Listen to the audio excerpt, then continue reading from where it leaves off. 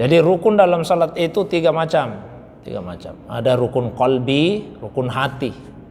Ada rukun qauli, rukun ucapan. Ada rukun fi'li, rukun perbuatan. Kalau rukun qalbi cuma satu, niat saja.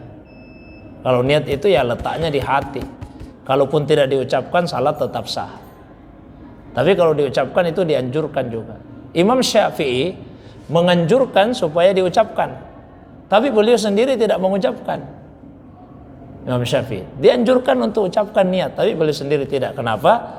Karena Imam Syafi'i itu begitu masuk dalam salat langsung connect kepada Allah. Tapi beliau ajarkan, kalau tidak bisa seperti itu ucapkan.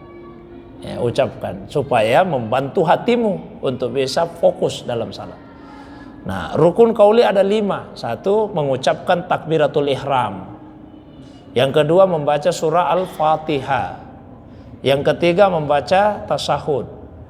Yang keempat, mengucapkan salawat. Dan yang kelima, mengucapkan salam. Itu rukun qauli. Rukun fi'li 6, nanti saya jawab yang rukun qauli. Sekalian saya selesaikan dulu. Rukun fi'li 6, berdiri. Kemudian ruku, berdiri lurus kembali, i'tidal, sujud, duduk di antara dua sujud, dan duduk untuk tahiyat terakhir. Jadi jumlahnya 1 tambah 5 tambah 6, 12. Ditambah 1 lagi, tertib dilakukan secara berurutan. Itulah 13 rukun salat. Nah, untuk rukun qauli, namanya rukun qauli itu diucapkan dengan lisan, tidak cukup di hati. Paling tidak ada suara yang bisa didengar oleh telinga sendiri. Atau lebih minimalnya lagi, lidahnya bergerak. Allah. Lidah bergerak. Tapi kalau misalnya itu tidak sah salatnya.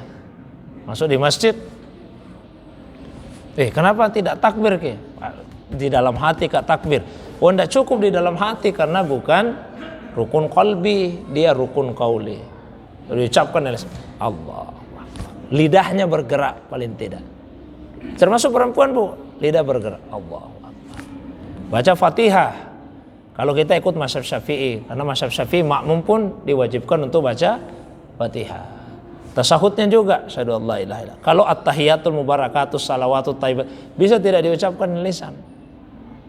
Tapi kalau syahadatnya itu wajib diucapkan dengan lisan. Begitu juga salawat dan salamnya. Assalamualaikum. Jadi untuk pertanyaan tadi, rukun qauli itu juga berlaku bagi perempuan. Wajib dia ucapkan. Suara yang bisa didengar telinganya sendiri paling tidak, atau paling minimal lidahnya bergerak. Barangkali itu. Wallahu a'lam.